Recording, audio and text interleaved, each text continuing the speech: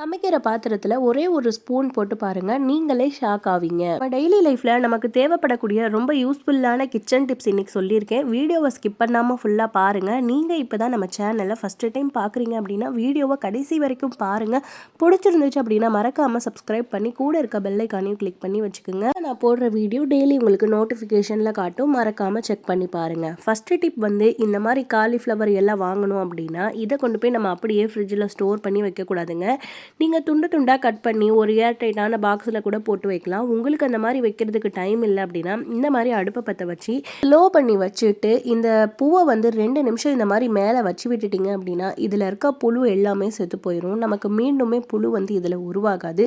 கூலிங்கான இடத்துல இந்த மாதிரி காலிஃப்ளவர்லாம் நம்ம ஃப்ரிட்ஜில் ஸ்டோர் பண்ணும்போது கண்டிப்பாக இதில் இருக்க புழுக்கள் வந்து இன்னும் எச்சாகிரும். இந்த மாதிரி 2 நிமிஷம் நல்லா மேலே அடியில் எல்லா பக்கமுமே காமிச்சிட்டிங்க அப்படின்னா கண்டிப்பாக இதில் புழு வந்து கண்டிப்பாக வராதுங்க. இதனால் நம்மளுடைய காலிஃப்ளவர் ரொம்ப நாளைக்கு கெட்டு போகாமல் இதே மாதிரி இருக்கும். ரொம்ப சிம்பிளான டிப்பு. இதுக்கப்புறம் நீங்கள் அப்படியே ஒரு கவரில் போட்டு வச்சுட்டிங்கன்னா ரொம்ப நாளைக்கு ஃப்ரெஷ்ஷாக இருக்கும். நெக்ஸ்ட் டிப் வந்து மக்காச்சோளம் நம்ம எல்லாம் வாங்கி அவிக்கிறோம் அப்படின்னா கண்டிப்பாக இந்த ஒரு பொருள் போட்டு சேர்த்து பாருங்கள். நல்ல டேஸ்டியாக சூப்பராக இருக்கும். இது வந்து நார்மலான மக்காச்சோளம் தாங்க, ஸ்வீட் கார்ன் கிடையாது. நீங்கள் ஸ்வீட் கார்ன் செஞ்சாலும் சரி அல்லது நார்மலான மக்காச்சோளம் வச்சாலும் சரி ஒரே ஒரு டீஸ்பூன் அளவுக்கு சுகர் சேர்த்துட்டு நீங்கள் பாயில் பண்ணிங்க அப்படின்னா அந்த மக்காச்சோளம் நல்லா சாஃப்டாக இருக்குங்க. நல்ல டேஸ்டியாகவும் இருக்கும்.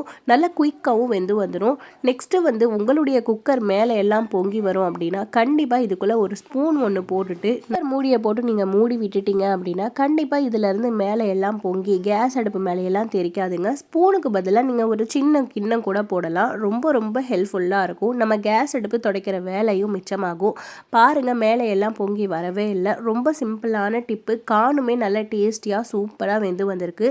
ரொம்ப சிம்பிளான டிப்புங்க. மக்காச்சோளம் எப்போ செஞ்சாலும் சரி ஒரே ஒரு டீஸ்பூன் அளவுக்கு சுகர் சேர்த்து செஞ்சு பாருங்கள். நல்ல டேஸ்ட்டுமே சூப்பராக இருக்கும். நார்மலான மக்காச்சோளத்தில் ஒரு டீஸ்பூன் அளவுக்கு சக்கரை போட்டு வேக வைக்கிறனால நல்ல ஸ்வீட் கார்ன் டேஸ்ட்டு கிடைக்குங்க. நல்ல சூப்பராக சாஃப்டாக இருக்கும் சாப்பிட்றதுக்கு. இப்படின்னு லைட்டாக ஊதுத்தாலே பாருங்கள் எந்த அளவுக்கு சூப்பராக வருதுன்னு. செம்ம டேஸ்டியாகவும் இருக்கும். ரொம்ப சிம்பிளான டிப்பு. நீங்களும் ட்ரை பண்ணி பாருங்கள்.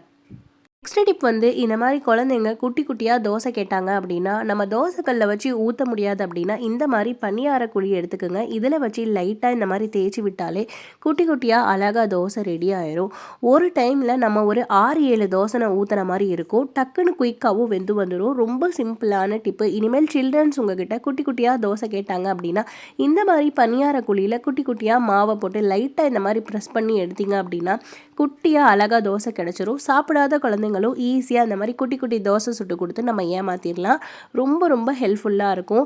உங்கள் வீட்டில் இனிமேல் சில்ட்ரன்ஸ் வந்து சாப்பிட மாட்டேங்கிறாங்க, தோசை நம்ம பெருசாக சுட்டு கொடுத்தா சாப்பிட மாட்டேங்கிறாங்க அப்படின்னா இந்த மாதிரி பனியார குழியில் குட்டியாக ஊற்றுனீங்க அப்படின்னா நல்லா பார்க்குறதுக்கே ரவுண்டாக அழகாக இருக்குங்க. இதுக்குள்ளே நீங்கள் சட்னியோ சாம்பாரோ வச்சு கொடுத்தீங்க அப்படின்னா ரொம்ப விரும்பி சாப்பிடுவாங்க. நீங்களும் இந்த டிப்பை ட்ரை பண்ணி பாருங்கள். பிடிச்சிச்சு அப்படின்னா மறக்காமல் நம்ம சேனலை சப்ஸ்கிரைப் பண்ணி வச்சுக்கோங்க. நெக்ஸ்ட் டிப் வந்து மாவு ஆட்டும் போது நமக்கு ரொம்பவே வந்து இட்லி தோசை எப்படி ஆட்டினாலும் வந்து ரொம்ப ஹார்டாக போயிடுது அப்படின்னா இந்த டிப்பை நீங்கள் கண்டிப்பாக ட்ரை பண்ணி பாருங்கள். உளுந்த நல்ல தண்ணி தெளித்து நல்லா புசு புசுன்னு இந்த மாதிரி ஆட்டினீங்க அப்படின்னா கண்டிப்பாக உங்களுடைய இட்லி தோசை எல்லாமே சாஃப்டாக வரும். ரொம்ப சிம்பிளான டிப்பு. நீங்கள் உளுந்துக்கு மட்டும் கொஞ்சம் நிறைய தண்ணி தெளித்து ஆட்டினீங்கனாலே நம்ம இட்லி தோசை நல்லா சூப்பராக வருங்க. நெக்ஸ்ட் டிப் வந்து இந்த மாதிரி ஒரு மிக்ஸி ஜாரில் நான் ஒரே ஒரு குட்டியாக உருளைக்கிழங்கு இந்த மாதிரி குட்டி குட்டியாக தோலை சீச்சிட்டு வெறும் உருளைக்கிழங்கு மட்டும் இந்த மாதிரி சேர்த்துக்கிறேன். இது வந்து ரொம்ப ரொம்ப சிம்பிளான ஒரு ஹோம் ரெமெடி. எல்லாருமே ட்ரை பண்ணலாம். உருளைக்கிழங்கு நல்லா மிக்சியில் அரைச்சிட்டு வந்ததும் தண்ணியெல்லாம் எதுவுமே ஊற்றக்கூடாதுங்க. அந்த உருளைக்கிழங்கு சாறு மட்டும்தான் நம்ம எடுத்துக்கிறோம். நம்ம அரைக்கும் போதே தண்ணியெல்லாம் எதுவுமே சேர்த்து அரைக்கக்கூடாது. நல்லா இந்த மாதிரி உருளைக்கிழங்கு சாறை மட்டும் எடுத்துக்கோங்க. உங்களுடைய ஸ்கின் ரொம்ப டார்க்காக இருக்குது அல்லது ஒரு மாதிரி மங்கு விழுந்த மாதிரி இருக்குது, பிரைட்னஸாகவே இல்லை அப்படின்னா கண்டிப்பாக நீங்கள் இந்த ஹோம் ரெமெடியை ட்ரை பண்ணி பாருங்கள். நல்ல ரிசல்ட் கொடுக்கும். வாரத்தில் ஒரு 3 டைம்ஸ் ஆச்சும் நீங்கள் இந்த பேக்கை போட்டுட்டு வந்தீங்க அப்படின்னா கண்டிப்பாக உங்களுடைய ஸ்கின் நல்லா க்ளோவாகி நல்லா ஒயிட் ஆகுங்க. இது கூட நம்ம ஆட்டி வச்சுருந்த ஒரே ஒரு டீஸ்பூன் அளவுக்கு உளுந்த மாவு சேர்த்திக்கலாம். நீங்கள் தோசைக்கு வெந்தயம் போட்டிருக்கீங்கனாலும் பரவாயில்லைங்க. வெந்தயமும் நம்ம ஸ்கின்னை வந்து நல்லா க்ளோ ஆக்கும். உளுந்தம்பருப்பு, இந்த உருளைக்கிழங்கு சாறு, இது ரெண்டையுமே நல்லா இந்த மாதிரி நைஸ் பேஸ்ட்டாக அரைச்சிட்டு உங்களுடைய ஃபேஸில் நீங்கள் அப்ளை பண்ணிட்டு வந்தீங்கன்னா எப்பேற்பட்ட மங்காக இருந்தாலும் சரி, ஸ்கின்னு நல்லா பிரைட் ஆகி நல்லா க்ளோ ஆகும். இந்த மாதிரி கூட நீங்கள் அப்ளை பண்ணலாங்க. இல்லை உங்களுக்கு சோப்பு மாதிரி நீங்கள் ரெடி பண்ணி வச்சுட்டு நீங்கள் அப்ளை பண்ணிட்டு வந்தாலும் உங்களுடைய ஸ்கின் வந்து நார்மலாக இல்லாமல் நல்ல க்ளோயிங்காக இருக்கும். இதுக்கு கோகனட் சோப் பேஸ் யூஸ் பண்ணியிருக்கேன். நீங்கள் வேணும் அப்படின்னா பியர் சோப் கூட நீங்கள் யூஸ் பண்ணிக்கலாங்க. இந்த மாதிரி நல்லா இந்த சோப் எல்லாத்தையுமே மெல்ட் ஆக்கிக்குங்க. 2 பாயிலிங் மெத்தடில் தான் நம்ம இந்த சோப்பை வந்து மெல்ட் பண்ணணுங்க. டைரெக்டாக அப்படியே அடுப்பில் வச்சிடக்கூடாது. இந்த மாதிரி வச்சு நல்லா மெல்ட் ஆகி வந்ததும் ரெடி பண்ணி வச்சுருக்க உளுந்தம்பருப்பு, அந்த உருளைக்கிழங்கு சாறு லிக்விடு நம்ம ரெடி பண்ணி வச்சுருக்கோம்ல, அதை வந்து இதில் ஊற்றிக்கலாங்க. இந்த மாதிரி நீங்கள் சோப் பேஸ் ஆன்லைனில் வாங்குறீங்க அப்படின்னா இந்த மாதிரி பாயில் பண்ணும்போது நல்லா பியூரான ஒயிட்டில் இருந்துச்சு அப்படின்னா அது எந்த ஒரு கெமிக்கலும் இல்லாத சோப்புன்னு அர்த்தம். இதுவே உங்களுக்கு லைட்டாக எல்லோவாக மாறிடுச்சு அப்படின்னா இதில் வந்து கெமிக்கல் கலந்துருக்காங்கன்னு அர்த்தம். நீங்கள் ஆன்லைனில் வாங்கும்போது நல்லா செக் பண்ணி வாங்குங்க. நம்ம ரெடி பண்ணி வச்சுருந்த உருளைக்கிழங்கு, உளுந்தம்பருப்பு, இந்த லிக்விடை சேர்த்து நல்லா இந்த மாதிரி மிக்ஸ் பண்ணி விடுங்க. இது நல்லா 2 லேயராட்டம் இருக்கவங்க நம்ம ஸ்கின்னுக்கு அப்ளை பண்ணும்போது நல்ல க்ளோயிங் கிடைக்கும். இந்த மாதிரி நல்லா ஒரு 5 நிமிஷம் இந்த மாதிரி நல்லா மிக்ஸ் பண்ணி விட்டதும் கடைசியாக ஒரு முக்கியமான ஒரு பொருள் சேர்க்க போகிறோங்க.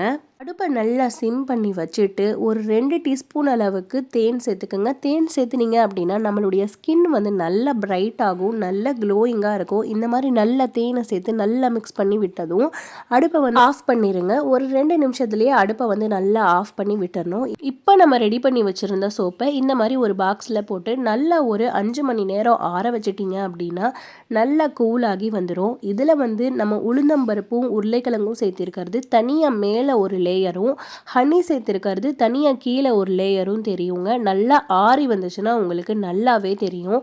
இந்த மாதிரி நீங்கள் சோப்பு ரெடி பண்ணி வச்சுக்கிட்டீங்க அப்படின்னா உங்களுடைய ஸ்கின்ல பிம்பிள்ஸு, டார்க் சர்க்கிள், மங்கு எதுவுமே வராது. நல்ல ஸ்கின் வந்து பிரைட் ஆகும்.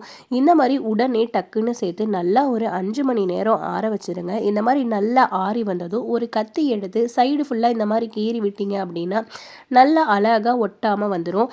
இந்த மாதிரி சோப் பேஸ் நம்ம ரெடி பண்ணுறதுக்கு முன்னாடி அடியில் கொஞ்சமாக வந்து கோகோனட் ஆயில் சேர்த்துட்டு தான் நம்ம சோப் பேஸை வந்து வைக்கணும். நான் வந்து இன்னைக்கு அப்படியே வச்சுட்டேன். பாருங்கள், நல்ல சூப்பராக அழகாக வந்துருச்சு.